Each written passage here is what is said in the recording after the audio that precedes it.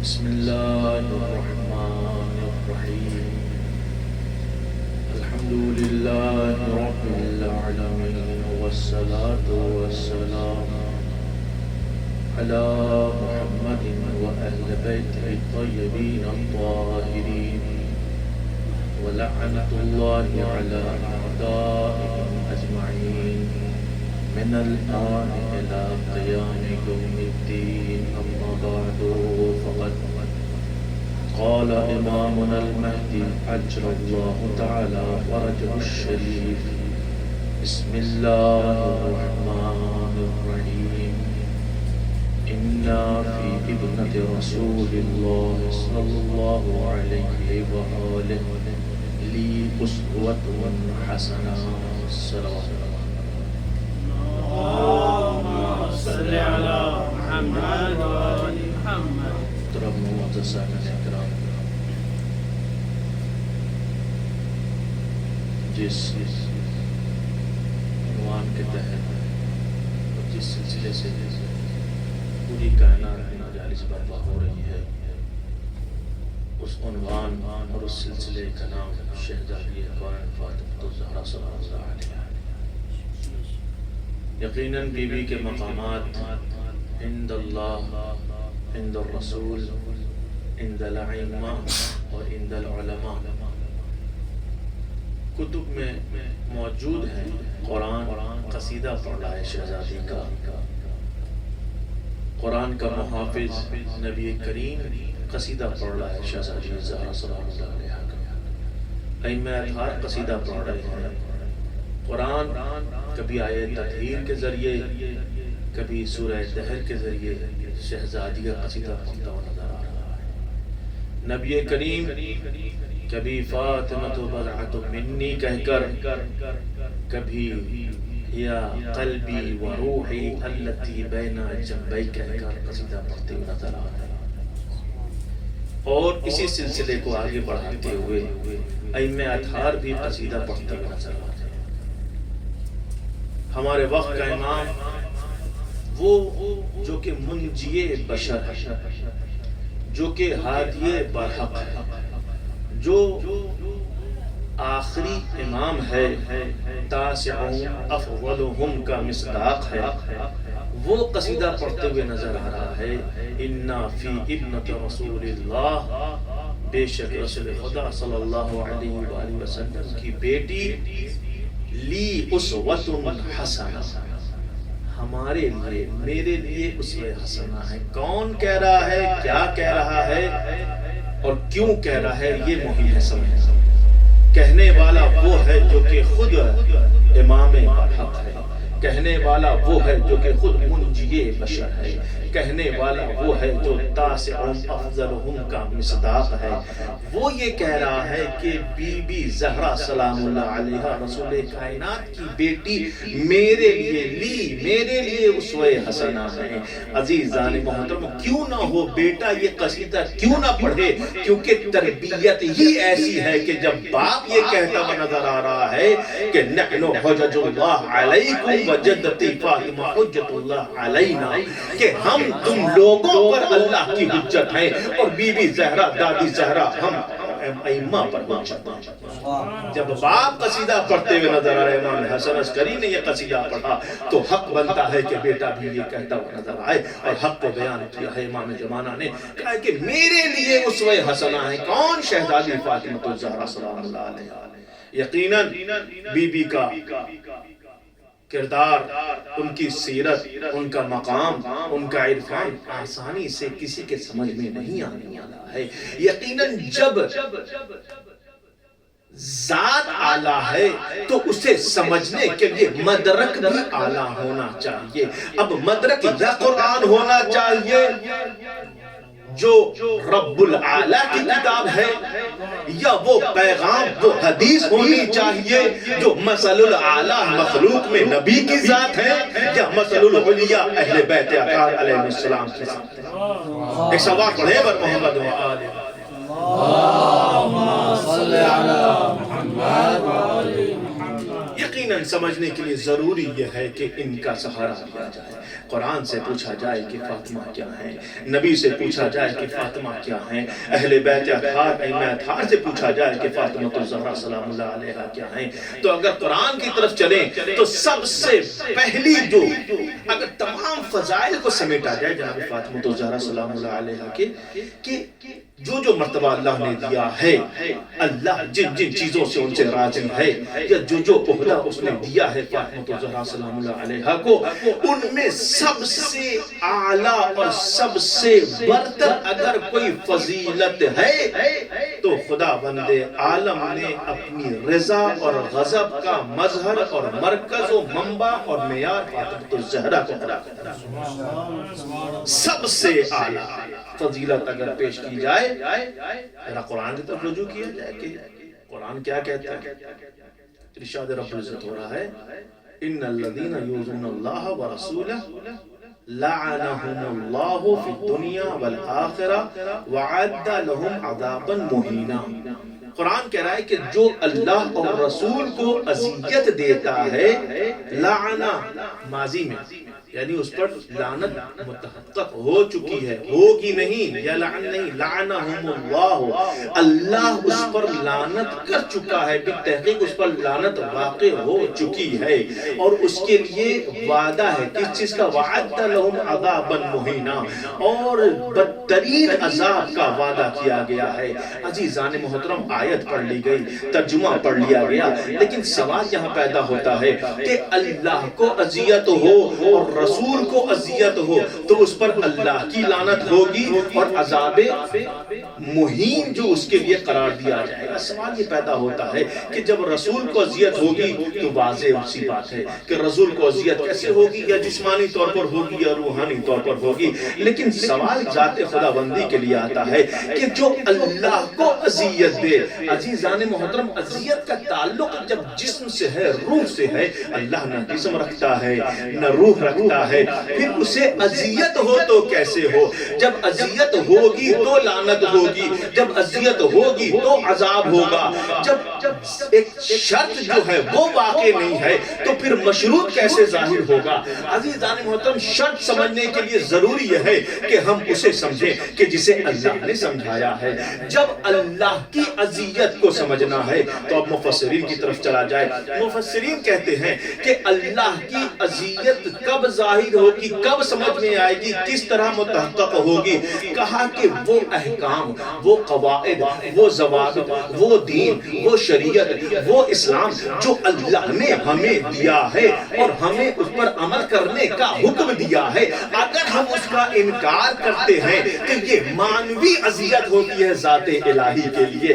گویا توحید کا انکار مانوی اذیت ہے اللہ کے لیے، نبوت کا انکار مانوی اذیت ہے اللہ کے لیے، قرآن کا انکار مانوی اذیت ہے اللہ کے لیے، اسلام کا انکار مانوی اذیت ہے اللہ کے لیے، نماز کا انکار مانوی اذیت ہے اللہ کے لیے، اصول کا انکار مانوی اذیت ہے اللہ کے لیے. گویا توحید ہو، عدل ہو، نبوت ہو، امامت ہو، معاد ہو، یا نماز، روزہ، حج، زکوٰۃ، خمس، جو کچھ ہے، تولا ہے، تبرہ ہے، اس کا انکار معنوی اذیت ہوتی ہے. کس کے لیے؟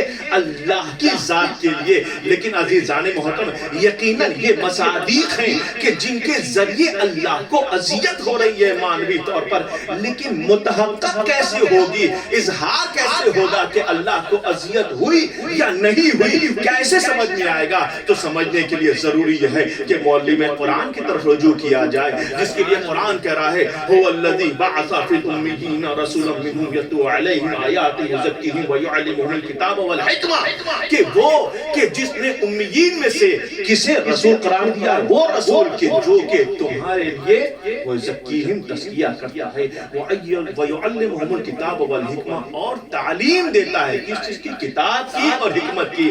اس کا مطلب اگر کتاب الہی میں کچھ سمجھ میں نہیں آ رہا ہے تو معلم کتاب الہی کی طرف رجوع کرنا پڑے گا. کیوں؟ معلم کتاب کون ہے؟ ذات رسول ہے.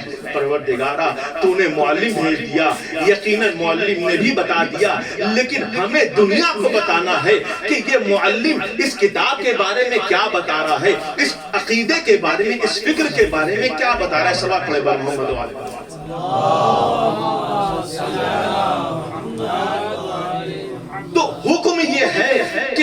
اللہ کو اذیت دے رہا ہے اس پر لعنت ہے اور اس کے لیے عذاب مہین قرار دیا گیا ہے. لیکن اللہ کی اذیت ثابت ہو تو کیسے ہو؟ پوچھا جائے گا معلم قرآن سے، ساتھ رسول سے پوچھا جائے گا یا رسول اللہ وہ طریقہ بتا دیں، وہ مرکز بتا دیں، وہ ملجا بتا دیں، وہ منبع بتا دیں، وہ معیار بتا دیں، وہ ضابطہ بتا دیں، وہ قواعد بتا دیں کہ جہاں پر ہم جائیں تو سمجھ جائیں کہ اللہ راضی ہو گیا ہے یا اللہ غضبناک ہو گیا ہے یا اللہ کو اذیت ہوئی ہے. کیونکہ اذیت ہونا اور غضبناک ہونا یا خوش ہونا یہ کیفیت ہے. پانچ امام محمد باقر علیہ السلام ارشاد فرماتے ہیں کہ خوش ہونا، غضبناک ہونا، رنجیدہ ہونا، راضی ہونا، انکار کرنا، یہ تمام چیزیں کیفیت ہیں اور کیفیت کا تعلق جسم سے ہوتا ہے. اللہ جسم نہیں رکھتا جس سے کیفیت کا اظہار ہو، اللہ روح نہیں رکھتا جس سے کیفیت کا اظہار ہو. تو کیسے پتا چلے کہ اللہ یہاں پر اسے اذیت ہو رہی ہے یا اللہ راضی ہو رہا ہے یا اللہ غضبناک ہو رہا ہے؟ غفار وہ ہے، جبار وہ ہے، قہار وہ ہے، راضی بھی وہی ہوتا ہے، رضا بھی اسی کی ملنی چاہیے. تو جب یہ تمام چیزیں اللہ سے منسلک ہیں تو اب کیسے پتا چلے؟ نبی نے 1400 سال پہلے، معلم قرآن نے 1400 سال پہلے ایک مرکز دے دیا، ایک منبع دے دیا، ایک معیار دے دیا اور ارشاد فرمایا اگر اللہ کی اذیت کو سمجھنا ہے، اللہ کے غضب کو سمجھنا ہے، اللہ کی رضا کو سمجھنا ہے، اللہ کی غفاریت کو سمجھنا ہے، اللہ کی جباریت کو سمجھنا ہے تو ضروری یہ ہے کہ میرے اس قول کو اپنے دل میں بسا لو کہ جس میں میں نے ارشاد فرمایا ہے فاطمۃ بضعۃ منی ومن آذاها فقد آذانی ومن آذانی فقد آذى اللہ فالنار له. تو آیت کہہ رہی ہے کہ جو اللہ کو اذیت دے اس کے لیے لعنت ہے. کس کی؟ اللہ کی، اور عذاب مہین قرار دیا گیا ہے. نبی کہہ رہے ہیں کہ جو فاطمہ کو اذیت دے رہا ہے وہ مجھے اذیت دے رہا ہے، جو مجھے اذیت دے رہا ہے وہ اللہ کو اذیت دے رہا ہے اور اللہ کو اذیت دینے والے کے لیے ہی جہنم کی آگ ہے. عزیزان محترم، اب اگر کوئی تنہا اللہ کو اذیت دے تو بھی لعنتی، وہ بھی جہنمی، تنہا رسول کو اذیت دے وہ بھی لعنتی، وہ بھی جہنمی. لیکن اگر کوئی اللہ اور رسول دونوں کو ایک ساتھ اذیت دے تو وہ کیسے؟ کہ جو فاطمہ کو اذیت دیتا ہے وہ رسول کو بھی اذیت دے رہا ہے، اللہ کو بھی اذیت دے رہا ہے. اب کہیں جانے کی ضرورت نہیں ہے، بس دیکھو جس سے فاطمہ راضی ہے اس سے خدا راضی ہے، جس سے فاطمہ کو اذیت ہو رہی ہے اس سے خدا کو اذیت ہو رہی ہے.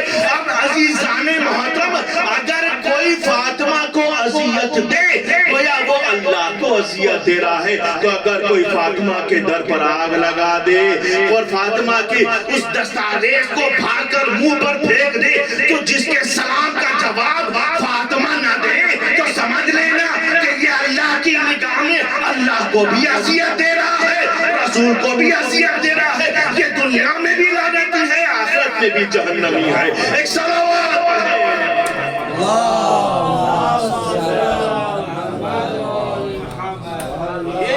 اصل جو مرکز ہے، سب سے اعلیٰ و برتر جو جناب فاطمہ الزہرا سلام اللہ علیہا کے لیے وہ مرکز، وہ معیار، جو وہ مظہر، کیونکہ نحنو مظاہر اللہ، ہم اہل بیت کون ہیں؟ اللہ کے مظہر ہیں جہاں پر وہ چیزیں ظاہر ہوتی ہیں کہ کہاں سے خدا راضی ہو رہا ہے، خدا کو اذیت کس طریقے سے ہو رہی ہے. عزیزان محترم، وہ کون ہے؟ فاطمہ الزہرا سلام اللہ علیہا. تو قرآن کی طرف سے یہ ایک اشارہ ہے جس کی تفسیر نبی نے کر دی کہ اللہ کو اذیت دینا جرم ہے، معمولی جرم نہیں ہے. اس پر لعنہم، اس پر اللہ نے لعنت کر دی ہے. اب تم انہیں لعنتوں سے بچاتے رہو. لعنت متحقق ہو چکی ہے، ماضی میں ہو گئی ہے، کیونکہ علم الہی اور ہمارے علم میں یہی فرق ہے کہ ہمارا علم تغیرات کی بنیاد پر بڑھتا جاتا ہے. اللہ کے علم میں تغیرات نہیں ہے، وہ تغیرات کا عالم ہے. وہ جانتا تھا کہ جو ہونے والا ہے، اس لیے اس کی لعنت پہلے ہی متحقق ہو چکی ہے.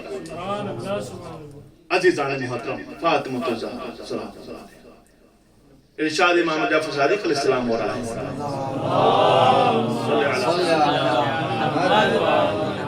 من عرف فاطمہ حق معرفتها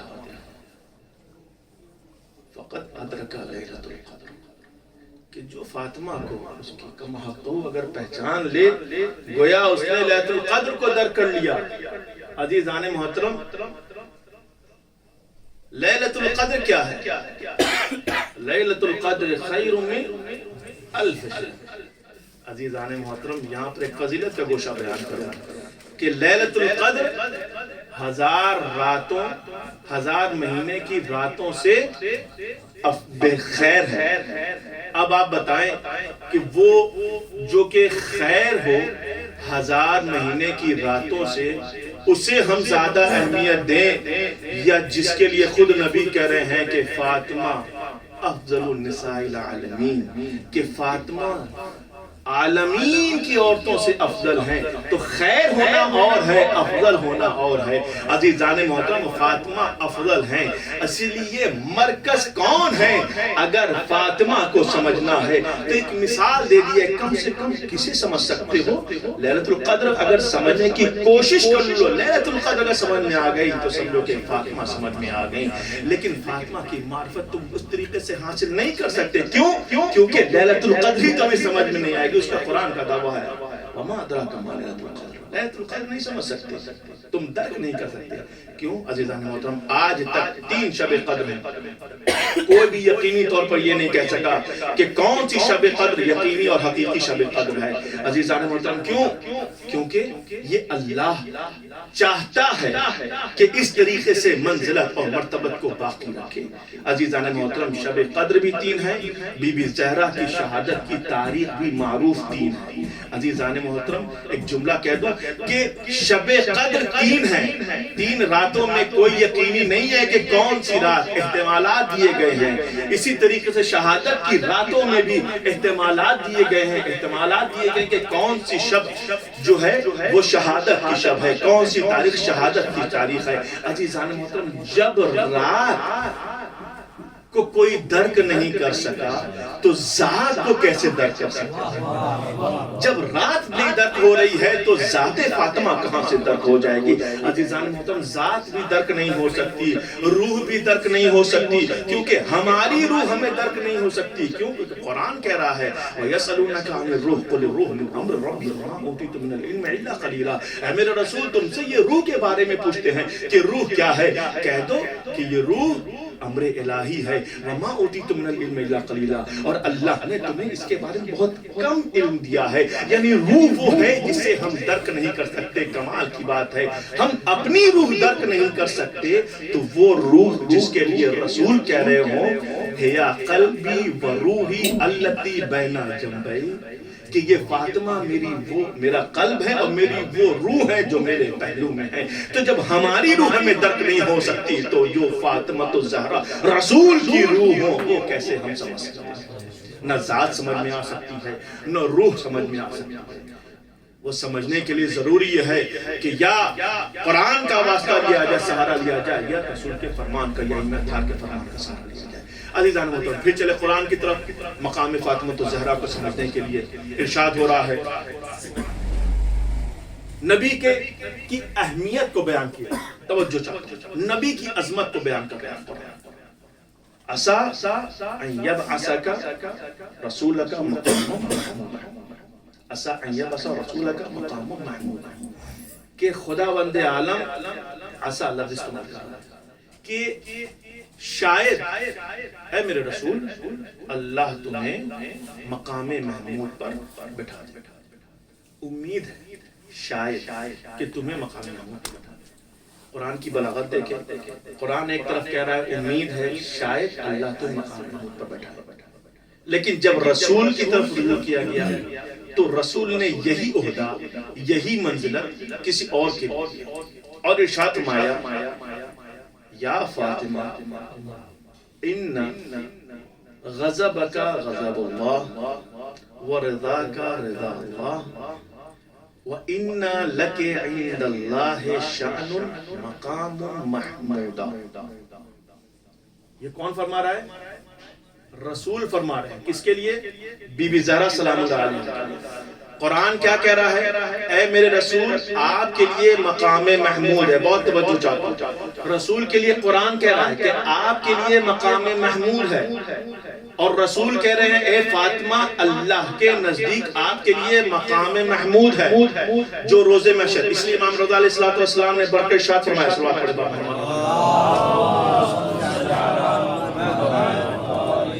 ارشاد فرماتے ہیں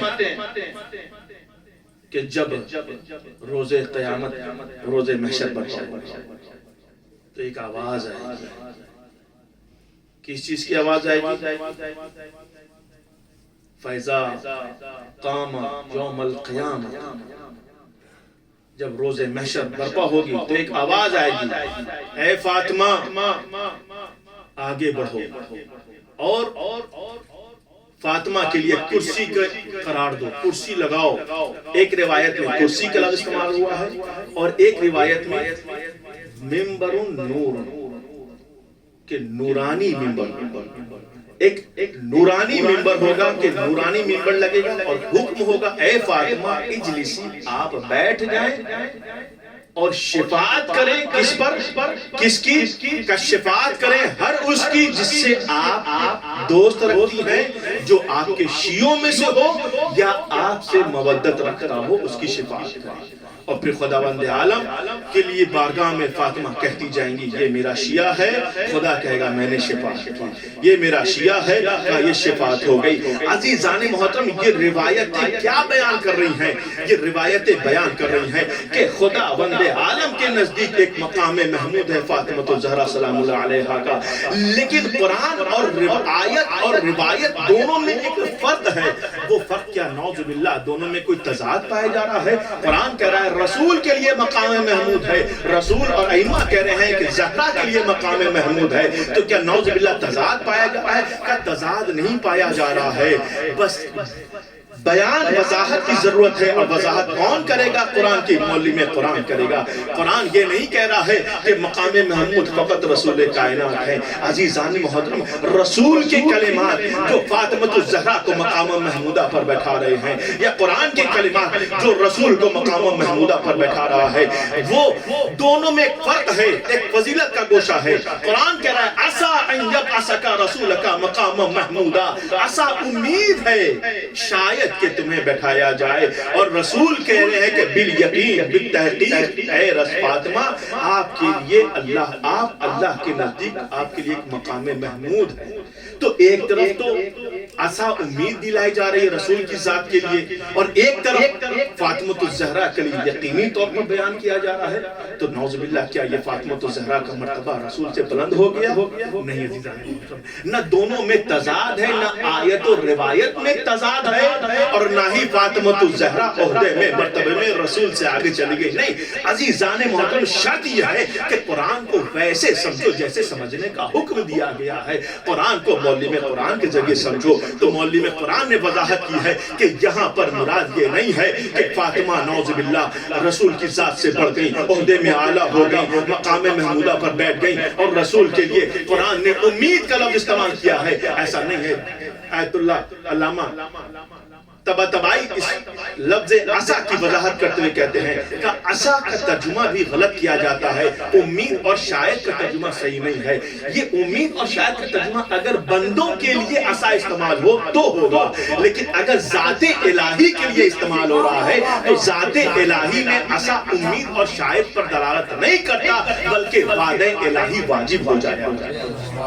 تو یہاں مرتبہ یہ نہیں ہے کہ عہدہ بڑھایا جا رہا ہے، نہیں. لیکن میں نے تو یہی دیکھا ہے کہ تو پھر وجہ کیا ہے؟ پھر وجہ کیا ہے؟ قرآن بھی کہہ رہا ہے رسول مقام محمود پر بیٹھیں گے، فاطمہ مقام محمودہ پر بیٹھیں گی. تو دونوں میں فرق کیا ہے؟ تضاد بھی نہیں ہے، کوئی مرتبہ کو بڑھایا بھی نہیں جا رہا ہے، عظمت کو بڑھایا بھی نہیں جا رہا ہے. تو فضیلت کیا ہے عزیزان؟ فضیلت یہ ہے کہ قرآن ہو یا حدیث ہو، دونوں ماہیت کو بتا رہی ہے، منہج کو بتا رہی ہے، وہ راستہ بتا رہی ہے کہ جس راستے سے تمہیں شفاعت ملے گی. تم نے رسول کو تنہا دیکھا ہے اسی لیے صرف مقام محمود پر رسول دکھ رہے ہیں. تم نے رسول کی تصویر کے 14 ٹکڑے نہیں دیکھے ہیں. اگر 14 ٹکڑے دیکھے ہوتے تو پتہ چلتا کہ شفاعت کا مرکز صرف رسول نہیں ہے بلکہ شفاعت کا مرکز علی بھی ہے, فاطمہ بھی ہے, حسن بھی ہے, حسین بھی ہے. اور صرف یہی نہیں ہے بلکہ یاد رکھے وہ روایت سامنے لائے کہ صرف یہ شفاعت نہیں کریں گے بلکہ اگر کوئی زائر حسین ہو جاتا ہے تو خدا اس کو عہدہ دیتا ہے کہ وہ ایسے 40 لوگوں کی شفاعت کر سکتا ہے کہ جس پر جہنم کی آگ واجب ہو. ایک صلوات پڑھیں.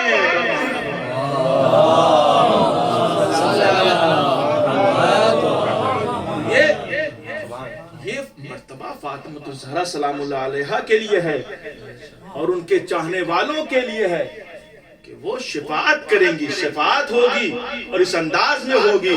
عزیزان محترم, لیکن یہاں پر ایک عقیدت بھرا جملہ کہوں گا کیونکہ وقت کم ہے, ایک بس گفتگو ختم کروں گا کہ یقیناً شفاعت ہوگی اور شفاعت ایک صلوات پڑھے پر محمد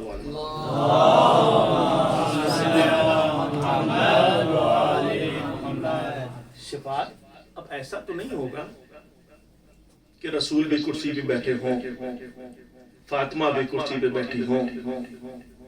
یقیناً عقیدت تو یہی ہے جو کہ ہم نے ابھی بھی کہا کہ شفاعت کے کون شافعی ہیں؟ اہل بیت اطہار, یقیناً سب ہیں. لیکن عجیب منظر دیکھا سیرت رسالت کہ جب فاطمہ الزہرا سلام اللہ علیہا رسول خدا کے پاس تشریف لائی تو رسول کا کردار کیا تھا؟ کھڑے ہو جاتے تھے, رسول خدا فاطمہ الزہرا کی پیشانی کا بوسہ دیتے تھے اور کہاں بیٹھاتے تھے؟ اسی جگہ پر بیٹھاتے تھے جہاں وہ خود بیٹھے ہوتے تھے. اگر فضیلت سمجھ سکیں تو پھر آیت اور روایت دونوں کو جمع کریں اور فضیلت کے گوشے کو محسوس کریں کہ شفاعت ہوگی. یقیناً رسول بھی شفاعت کریں گے, یقیناً علی بھی شفاعت کریں گے. لیکن عزیزان محترم, کیا خوب منظر ہوگا کہ وہ سیرت جو عملی طور پر رسول نے دنیا میں فاطمہ الزہرا سلام اللہ علیہا کے لیے ظاہر کیا کہ جب ایک بار نہیں, جب رسول کی خدمت میں آئی رسول کھڑے ہو گئے, فاطمہ کی پیشانی کا بوسہ دیا, ہاتھوں کو چوما اور فاطمہ کو اپنی جگہ پر بٹھایا. اب اگر آیت اور روایت کو جمع کریں تو ایک بہترین نتیجہ نکلتا ہے کہ رسول وہ ہیں جو قیامت میں مقام محمودہ پر بیٹھائے جائیں گے. مقام محمودہ یقین رسول کا مقام ہوگا. لیکن کیا خوب ہوگا کہ فاطمہ تشریف لائیں گی, وہی کردار ہوگا جو دنیا میں رسول کا تھا. فاطمہ آئیں گی, رسول کھڑے ہوں گے, فاطمہ کی پیشانی کا بوسہ دیں گے, ہاتھوں کو چومیں گے. اب مقام محمود ہوگا رسول کا, بیٹھیں گی فاطمہ کیونکہ رسول نے کہہ دیا اے فاطمہ جس نے تمہیں غضب نہ کیا اس نے مجھے غضب نہ کیا, جس نے تمہیں اذیت دی اس نے مجھے اذیت دی. تو اب لو جو شفاعت تم کرو کیونکہ تمہارا غضب میرا غضب, میرا غضب اللہ کا غضب, تمہاری رضا میری رضا, میری رضا اللہ کی رضا. اب جسے تم شفاعت کرو گی اسے میں نے شفاعت کر دی, اس سے خدا راضی ہو گیا. اب دنیا والوں یاد رکھو شفاعت اسی کی ہوگی جس نے در زہرا کو بوسہ دیا ہو, جس نے احترام زہرا میں سر جھکایا ہو. اس کی شفاعت نہیں ہوگی جو ہاتھ اور لکڑی لے کر زہرا کو اذیت دے. اب لاکھ بچانا چاہو کہ وہ لعنتی نہیں ہے. قرآن نے کہہ دیا ہے کہ جو اللہ کو اذیت دیتا ہے وہ لعنتی ہے, تو جو فاطمہ کو اذیت دے وہ کتنا بڑا لعنتی ہوگا. اسے شفاعت نہیں مل سکتی, اما ہدایت کو دور شفاعت بھی نہیں مل سکتی. یاد رکھیں وہ مومن نہیں ہے, مومن نہیں ہے. قرآن کی آیت پیش کر رہا ہوں, وہ مومن نہیں ہے کہ جو در زہرا پر آگ اور لکڑی لے کر آئے. کیوں؟ کیونکہ میں اپنی طرف سے نہیں کہہ رہا ہوں، رسول خدا فرما رہے ہیں کیا؟ اِنَّا بَابُهَا بَابِي وَبَيْتُهَا بَيْتِي، فاطمہ کا دروازہ میرا، فاطمہ کا گھر میرا گھر۔ عزیزان محترم، جب میرا گھر ہے، میرا دروازہ، قرآن کہہ رہا ہے یا ایھا الذین آمنوا لا تدخلوا فی بیوت النبی الا ان یؤذن لکم، کہ جب تک کہ تمہیں اجازت نہ ملے نبی کے گھر میں داخل نہ ہونا۔ یہاں حکم ہے نبی کا گھر ہو، بنا اجازت کے داخل ہونے کی تمہیں کا حکم نہیں ہے، جب تک کہ اجازت نہ لو داخل نہیں ہو سکتے۔ عزیزان محترم، اب آپ ایمان سے بتائیں خطاب کس سے ہو رہا ہے؟ مومن سے ہو رہا ہے۔ یا ایھا الذین آمنوا، جب مومن کو بنا اجازت کے گھر میں جانے کی اجازت نہیں ہے تو مشرک و کافر کو گھر میں جانے کی اجازت کہاں سے ہوگی؟ عزیزان محترم یاد رکھیں کہ یہ فاطمہ کا گھر، فاطمہ کا در کون سا در ہے؟ رسول کا در ہے، رسول کا گھر، جس کے لیے صرف کہا نہیں بلکہ اپنی شہادت سے تقریباً 6 مہینے بعد روایتوں میں 8 مہینے آتے رہے اور در زہرا پر کھڑے ہو کر یہ کہتے رہے السلام علیکہ یا اہل بیت نبوہ۔ یہ کیوں کر رہے ہیں رسول؟ یہ بتا رہے ہیں کہ یہ دروازہ کوئی معمولی دروازہ نہیں ہے، یہ دروازہ عام دروازہ نہیں ہے۔ اِنَّا بَابُهَا بَابِي، فاطمہ کے گھر کا دروازہ میرا دروازہ ہے۔ اِنَّا بَيْتُهَا بَيْتِي، یہ فاطمہ کا گھر نہیں ہے، میرا گھر ہے۔ اور جو نبی کا گھر ہو اس میں کسی کو بنا اجازت داخل ہونے کی اجازت نہیں ہے۔ تو عزیزان محترم، اگر کوئی آگ اور لکڑی لے کر چلا آئے اور خود کو بڑا خلیفہ قرار دے تو یاد رکھے قرآن کی اس آیت کی مخالفت ہے صریحی طور پر، یا ایھا الذین آمنوا لا تدخلوا، کہ اے ایمان لانے والوں گھر میں داخل نہ ہونا۔ اس کا مطلب اگر کوئی گھر میں داخل ہو رہا ہے بنا اجازت کے تو وہ مومن نہیں ہے۔ کمال ہے، جب مومن نہیں ہے تو امیر المومنین کہاں سے بن جائے گا؟ توجہ ہے نا؟ لیکن عزیزان محترم، گفتگو ختم کی، فاطمہ الزہرا کا در رسول ظلم کیا ہے، اور ظلم معمولی ظلم نہیں ہے، یہ رسول کی ذات پہ جسارت ہے۔ کیونکہ جو فاطمہ حجاب الہی ہے اور نبی فرما گئے فمن ہتک حجاب اللہ، فمن ہتک یا فاطمہ، اے فاطمہ جس نے تمہاری مدد کی، اس نے کس کی توہین کی ہے؟ حجاب الہی کی توہین کی۔ حجاب الہی کون ہے؟ فاطمہ الزہرا۔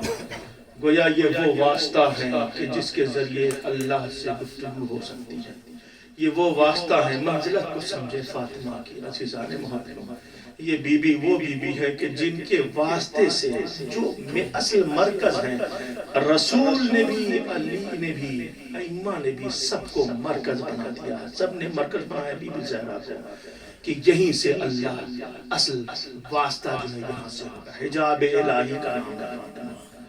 لیکن نبی نے کہہ دیا کہ جو توہین کرے فاطمہ کی گویا حجاب الہی کی توہین کرتا۔ اب اس سے بڑھ کر توہین کیا ہوگی کہ فاطمہ اس انداز میں جی رہی ہے کہ جن ہاتھوں سے تسبیح پڑھتی تھی ان ہاتھوں سے تسبیح نہیں پڑھ سکتی۔ کیوں؟ کیونکہ یہ وہ دست مبارک تھا کہ جس کے اوپر ملعون نے تلوار کے دستے سے حملہ کیا۔ بی بی اتنے زخمی ہو گئیں کہ پہلو تو شکستہ تھا ہی، کروٹ لینا مشکل تو تھا ہی، تسبیح پڑھنا بھی مشکل ہو چکا تھا۔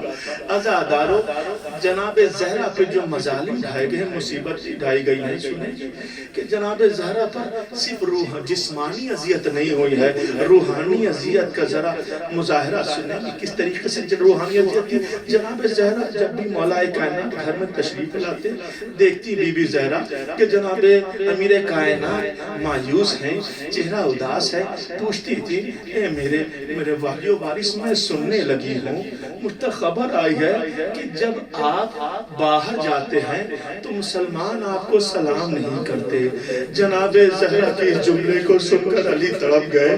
کہتے ہیں شہزادی مسئلہ صرف یہاں تک نہیں ہے, اب مشکل تو یہ ہے, مصیبت تو علی پر یہ ہے کہ جب علی سلام کرتا ہے تو لوگ اس کا جواب نہیں دیتے.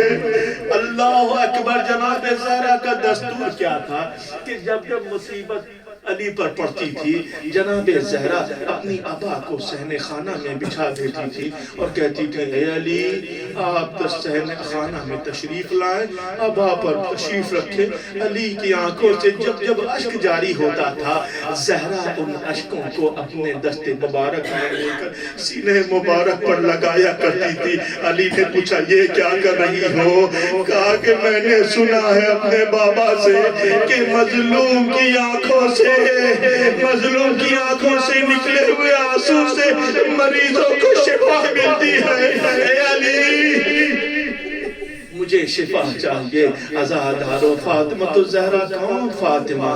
وہ فاطمہ کہ جسے اپنے لاڈلوں سے بڑا پیار ہے, وہ فاطمہ کہ جسے اتنا پیار ہے کہ پوری اس حادثے کے بعد اس مصیبت کے بعد جب پہلو شکستہ ہو چکا ہے, ہاتھ شل ہو چکے ہیں اس انداز میں کہ حرکت نہیں کر سک رہے ہیں. عزیزان محترم ہاتھ میں حرکت نہیں ہے, لیکن ایک عجیب تاریخ نے منظر دکھایا.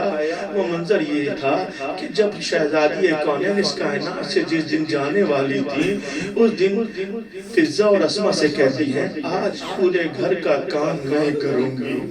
عزادارو اب اس بی بی کی جس بی بی کے ہاتھوں سے تسبیح نہیں پڑھی جا رہی تھی اس بی بی نے اس دن اپنے بچوں کے لیے اپنے ہاتھوں سے کھانا بھی بنایا, بچوں کا کپڑا بھی دھویا. ارے وہ محبت, اللہ اکبر, وہ شہزادی کی محبت دیکھیں کہ وہ عزادارو امیر کائنات نے کہا اے بی بی یہ کیا دیکھ رہا ہوں؟ کہا اے علی آج ہماری اور آپ کی جدائی کا دن ہے.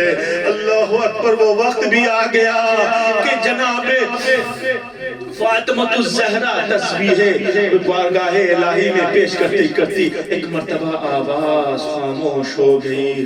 عزادارو اسما دوڑتی ہوئی آئیں اور کہتی ہیں اے شہزادی ارے ذرا آواز بلند کیجئے. لیکن عزادارو آواز تو کچھ نہ آئی. ایک مرتبہ کیا دیکھا کہ بی بی کی روح قبضی سے پرواز کر گئی ہے. ایک مرتبہ جلدی سے آواز دی ارے فاطمہ دنیا سے گزر گئی. لیکن عزادارو جیسے ہی لوگ دوڑتے ہوئے حسن حسین کے قریب گئے, کہا اے حسن حسین ذرا گھر کو چلو. عزادارو حسن حسین گھر آئے. تفصیل میں نہیں جانا ہے, لیکن جیسے ہی پتا چلا نا کہ ماں دنیا سے گزر گئی ہے عزادارو بھاگتے ہوئے دوڑتے ہوئے حسنین مسجد میں تشریف لائے اور کہتے ہیں بابا ارے اماں ہمیں چھوڑ گئی. عزادارو جیسے یہ جملہ سنا تاریخ نے عجب منظر دکھایا. وہ علی جو فاتح خیبر و خندق ہے, وہ علی جو شجاع تھا, لیکن جیسے ہی علی کھڑے ہوئے نا تاریخ نے بتایا علی بیٹھ گئے. یا زہرا کہہ کر پھر کھڑے ہوئے, پھر ذرا آگے بڑھے, پھر بیٹھ گئے. علی بڑھتے جا رہے ہیں. حسنین سے کہہ رہے بیٹا حسن آنکھوں کو آنسوؤں کو پوچھو, فریاد نہ کرو. حسین آنسوؤں کو پوچھو. عزادارو پورے راستے علی دلاسا دیتے چلے آ رہے ہیں, لیکن جب دلاسا دیتے دیتے ایک مرتبہ جب خود امیر کائنات در خیمہ پر پہنچے, عزادارو گھر میں پہنچے, بیت الشرف جیسے ہی پہنچے نا ایک مرتبہ جناب زینب و کلثوم کو دیکھا. ارے وہ علی جب تک حسنین کو چپ کراتا چلا رہا تھا, ایک مرتبہ زینب و کلثوم کو دیکھ کر خود بلند آواز سے گریہ کرنا شروع کر دیا, گلے لگا لیا اے میری زینب و کلثوم ارے گھبرانا نہیں, تیرا بابا تیرے ساتھ. عزادارو جناب زہرا نے وصیت کی تھی نا, محبت تھی. بچوں سے کہا تھا اے میرے والی و وارث دو تین وصیتیں ہیں. پہلی وصیت یہ ہے کہ فاطمہ کو قرآن کی تلاوت سے بڑی ہی انسیت ہے, بہت ہی مانوس ہے فاطمہ. اے علی جب جب موقع ملے میری قبر پر آ کر قرآن کی تلاوت کر لیجئے گا. عزادارو تاریخ نے دو روایتیں بیان کی ہیں. ایک روایت یہ کہتی ہے کہ فاطمہ الزہرا کی قبر پر علی قرآن کی تلاوت کر رہے تھے. تلاوت کرتے کرتے ایک مرتبہ قبر میں زلزلہ آیا. علی نے کہا فاطمہ خیر تو ہے؟ کیا ہوا؟ کہا ہے میرے والی و وارث تلاوت کو ختم کیجئے, بہت تیزی سے گھر کی طرف جائیے. ارے میری زینب کروٹیں بدل رہی ہے, اپنی ماں کو تلاش کر رہی ہے. عزادارو, یہ ماں کی محبت تھی کہ دنیا سے گزرنے کے بعد بھی زینب و کلثوم کا اتنا خیال ہے. دوسری روایت بیان کرتی ہے کہ ایک مرتبہ خود امام علی قرآن کی تلاوت کر رہے ہیں. تلاوت کرتے کرتے پھر زلزلہ آیا. عزادارو, زلزلہ آیا. علی نے پوچھا اے زہرا خیر تو ہے؟ کہا ہے میرے والی و وارث ارے بیت الشرف کی طرف چلے جائیے. ارے میرا حسین پیاس کی وجہ سے کروٹیں بدل رہا ہے.